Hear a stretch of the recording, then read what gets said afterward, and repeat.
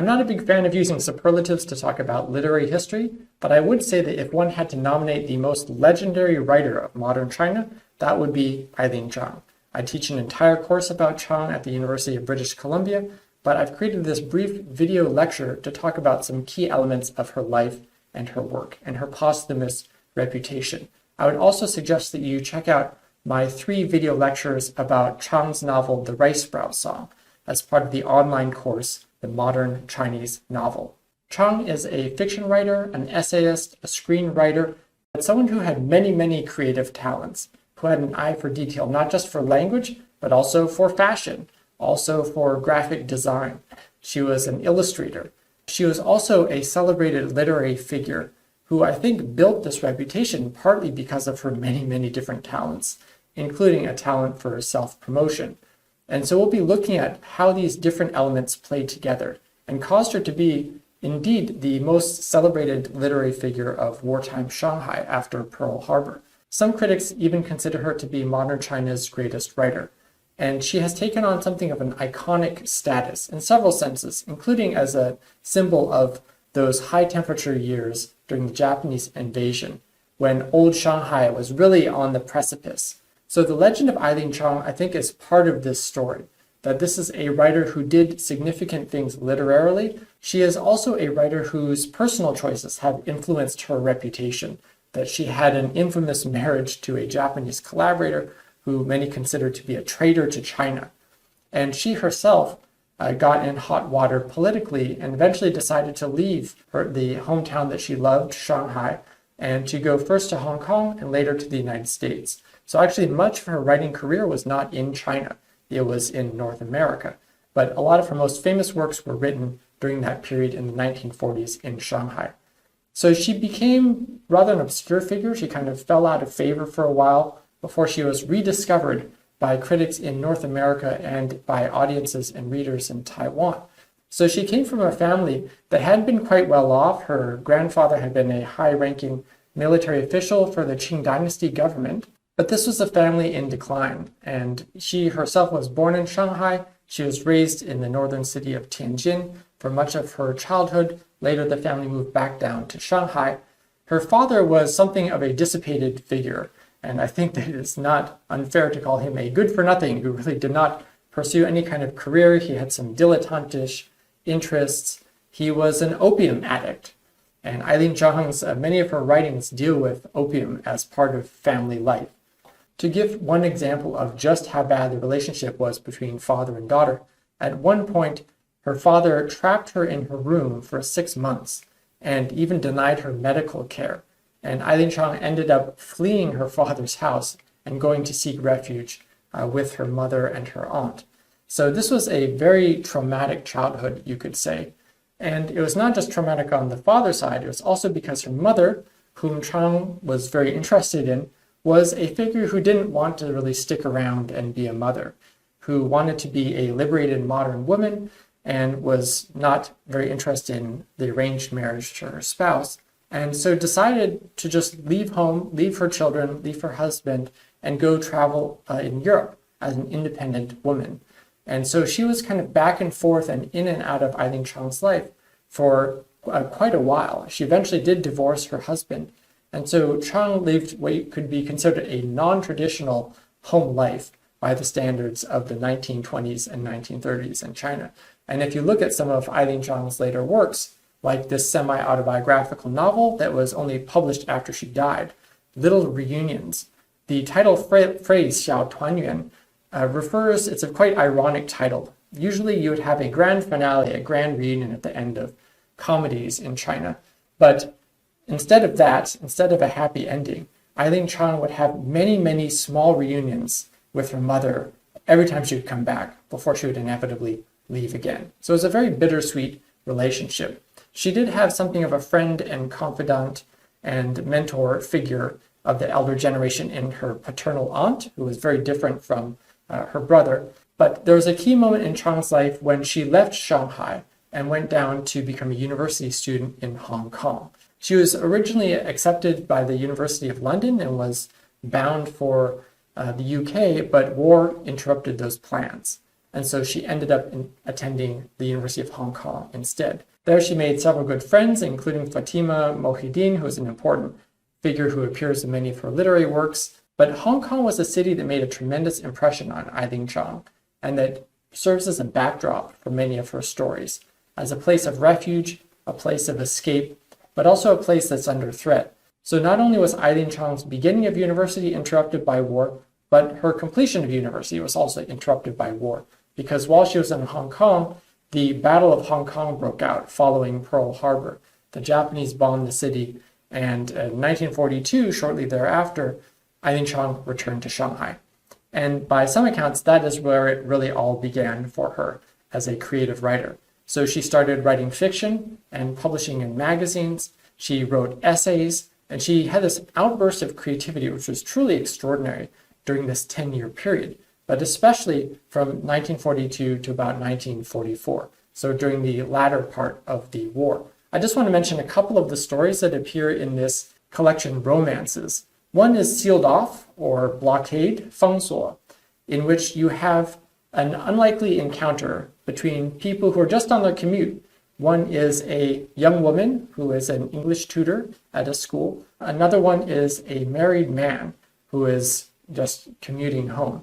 And each of them are kind of thinking their own thoughts, just riding an ordinary tram on an ordinary city street on an ordinary day, when suddenly the Japanese seal off part of the city, and a bell kind of cuts through everybody's reverie, and people are suddenly stuck for an indefinite period. They can't go forward, they can't go back. Everyone is trapped where they are. The city is cordoned off. And so this kind of existential time void opens up, and people start trying to fill the time with whatever they can, with reading the newspaper if they have a newspaper, with looking at scraps of paper, or just with daydreaming. And so during this interval, a romance suddenly develops between these two passengers on the tram. They're thrown together, they start talking to each other, but after exchanging just a few words, they are already envisioning a life together.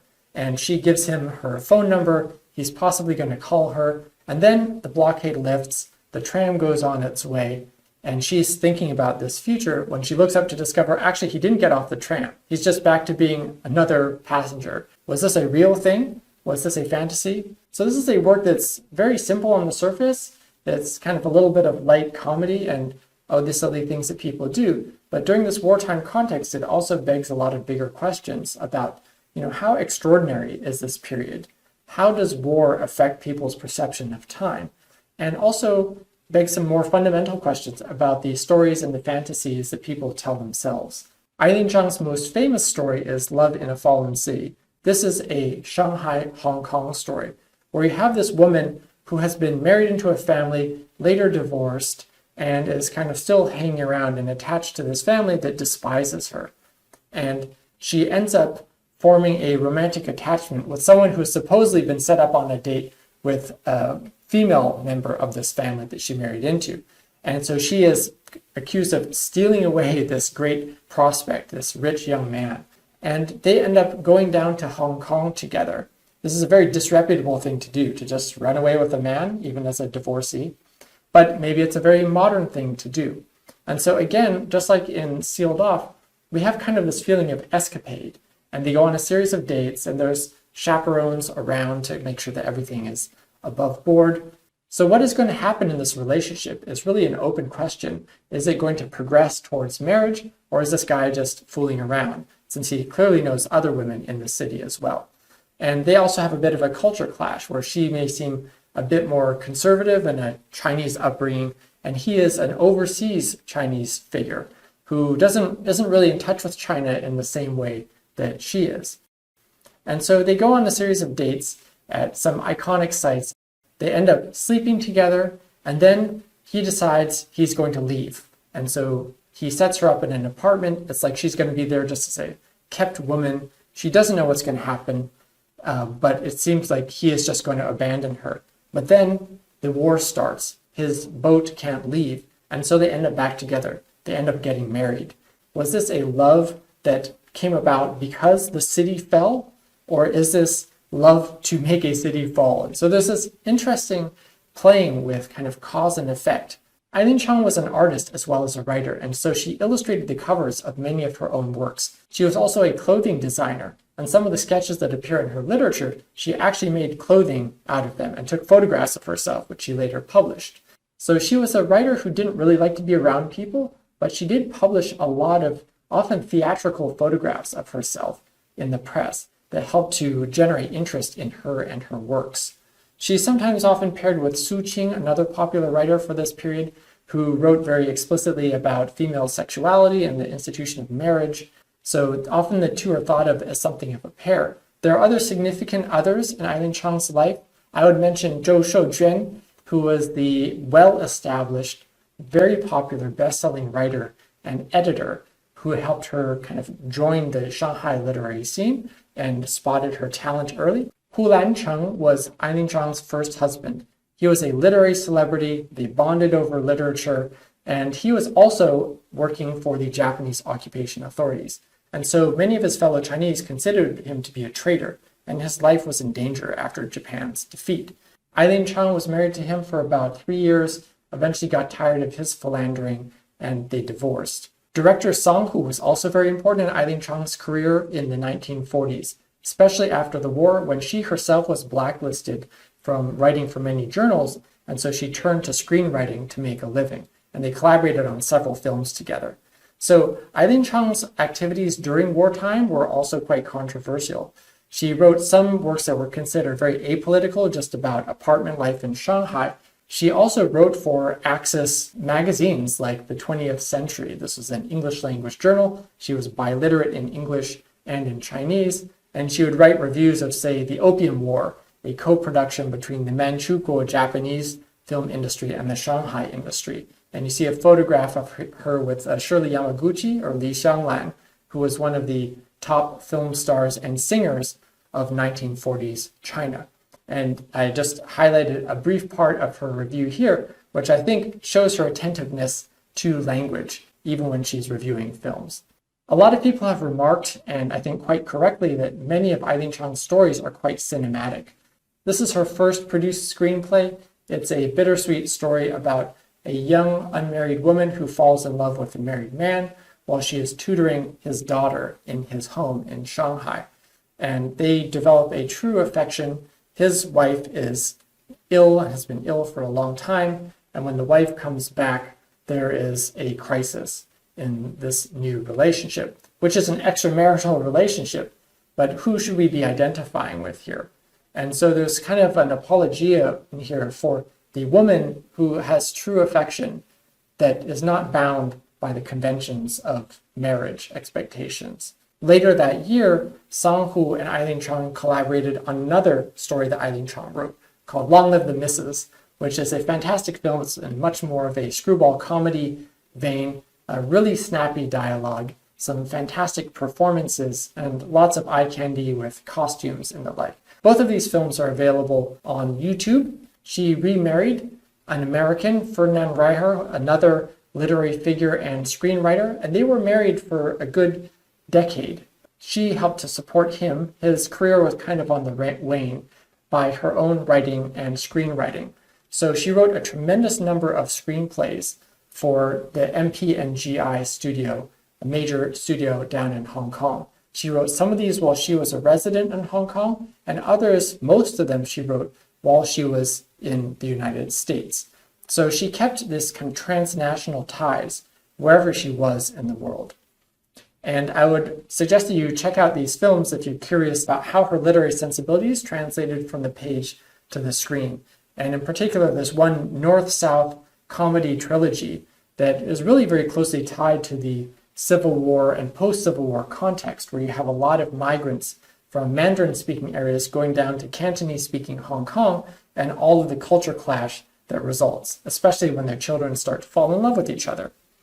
So you can read these screenplays. Many of them have been published by the Hong Kong Film Archive, and there have even been some stage remakes of these films in Hong Kong.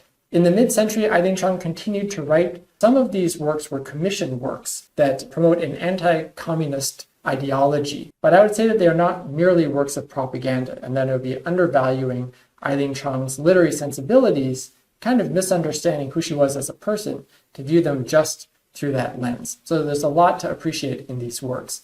And I would highlight in particular the Right Sprout Song as a work that is very strongly anti-communist and is distinctive among Eileen Chang's work. She's often thought of as being a very urban writer. This is set mostly in the countryside. We have a couple scenes set in Shanghai, but a countryside in which peasants are starving.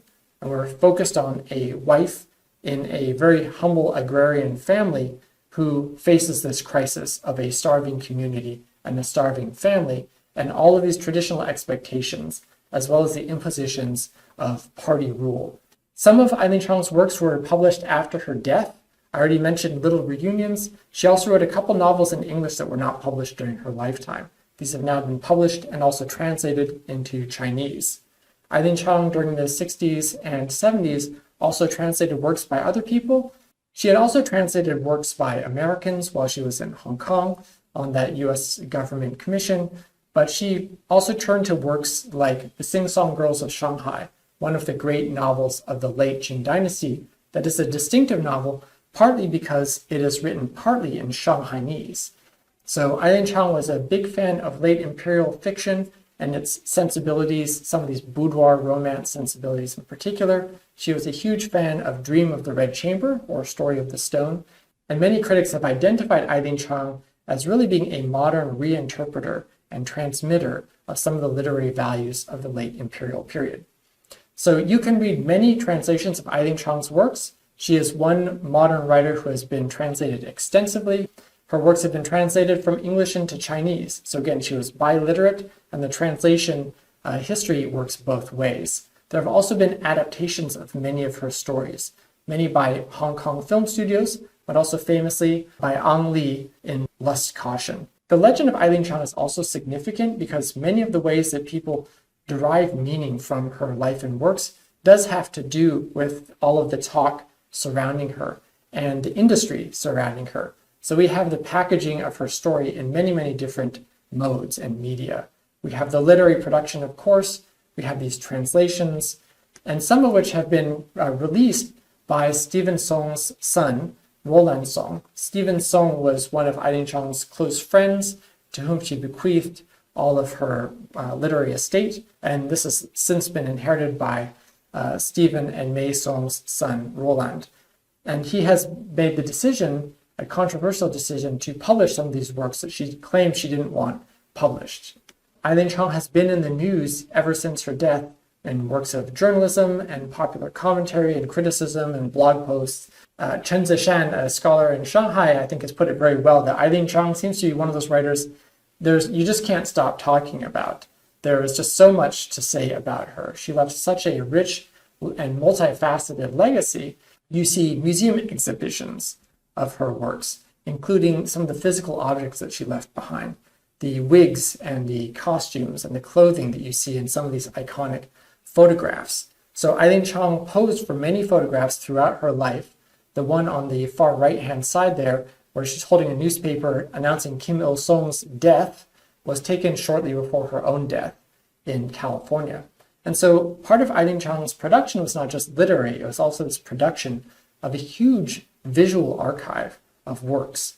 And she published some of these in a late life work. Again, this was published just a year before her death, called Mutual Regard, and where she's kind of going through the archive, the visual archive of her life, and annotating these photographs and making them available to the general public. You can even see how influential Eileen Chang was visually in people trying to reconstruct the look and feel of some of the places that she recorded in photographs. We also have letters and personal correspondences, which are now being published by C.T. Xia, an influential critic with whom Eileen Chang kept a long correspondence. I also mentioned Roland Song, who now is the keeper of several hundred letters, he claims, between his parents and Eileen Chang. If you're interested in reading her works, Crown Publishing in Taiwan, I think, has a copyright over her Chinese language works. There is also a digital archive at the University of Southern California to whom she bequeathed some of her letters. And then there are too many studies to list. I would highly recommend C.T. Xia's chapter on Eileen Chang, who helped to put her on many people's map, a tremendously influential study over just a few pages that tries to encapsulate what was her contribution to modern letters, Leo Lee's study Shanghai Modern also has some very insightful comments. But there are many, many other great studies of Eileen Chang, and if you're curious, I would refer you to the Ohio State University's wonderful website, the Modern Chinese Literature and Culture Resource Center.